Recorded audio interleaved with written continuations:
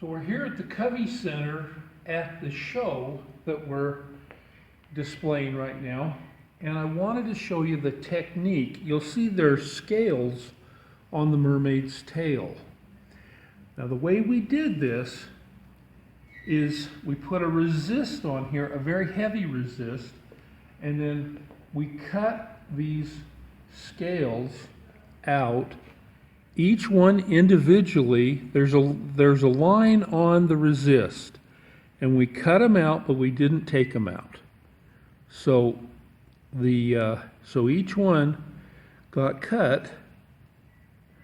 Then when I got done with all of them, then I took out this one, and I sandblasted, directing the sand a lot on the very bottom of the scale. And what that did was it gave me a gradation. I got a little bit of blast up here and a lot of blast down here. And that way I had a good blast line that wouldn't get ruined when I took this one and this one out, and I did the same thing. When I blasted here, that gave me a lot of removal of material, but you see, I didn't hardly remove much at all up here. So this piece right here is about the same color as the glass was originally. And when I blasted this out, it made it thinner. And so it has a different color. And so then I continued on. I took this one and this one out and blasted against here and so forth until I had the whole tail blasted. And so when we got done, it looked like scales, and it had a really good, I think, color to it. We also did that on this side. And so that was the major blasting accomplishment on this particular window, and it was the heavy, thick resist that I used. Now up here, Jeannie had come up with the face of the mermaid, and we used a plain contact paper type resist, and then cut those out, blasted the eyes and eyebrows, and then Jeannie took enamel paint and put the enamel paint in here, and it kind of smeared around. Then she let it dry and then scraped over the glass flat, and it left only the paint that was in the sandblasted area. And I think that looks really good.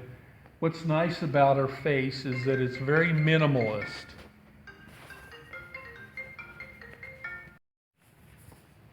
Now this is another piece at the Covey Center show, and this piece had some sandblasting on it as well.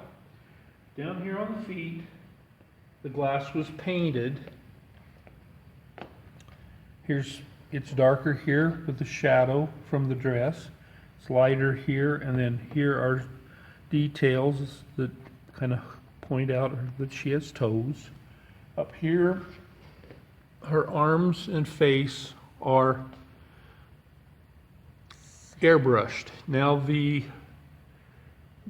piece was just cut out like we always do, and then the different pieces were sandblasted lightly so that they had tooth so that paint would stick. This is once again enamel paint so that it has a lot of wear ability, and then this was airbrushed on. Jeannie and her airbrush teacher did the work, and so there wasn't a whole lot of sandblasting. We just sandblasted to give the glass tooth, and then the paint stuck really well.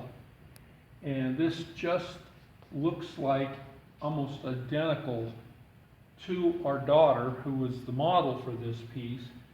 And if it was just slightly bigger, it'd be full size. So anyhow, that's the way it went.